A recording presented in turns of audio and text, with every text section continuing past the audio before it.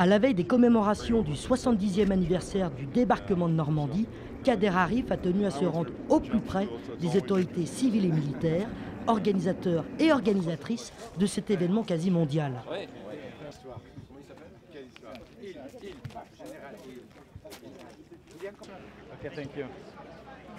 Les sites visités ont été nombreux, à l'image du centre d'accueil des vétérans de Caen, du musée mémorial Pegasus et du Tabitch, tant de lieux historiques qui nous poussent à ne rien oublier. La transmission de cette mémoire, c'est bien sûr rendre hommage, se recueillir, se souvenir, mais aussi se dire que ces jeunes gens, venus des 5 continents, qui ont donné leur vie et leur sang sur cette terre de Normandie, ils l'ont fait pour quelque chose qui nous dépasse, qui s'appelle la liberté.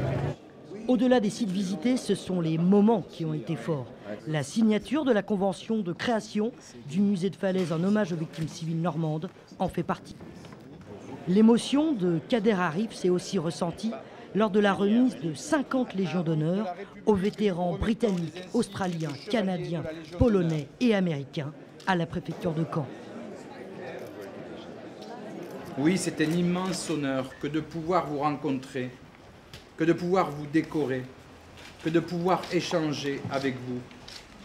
Et puis, qu'on me pardonne cette faiblesse, j'aime les hommes d'honneur que vous êtes.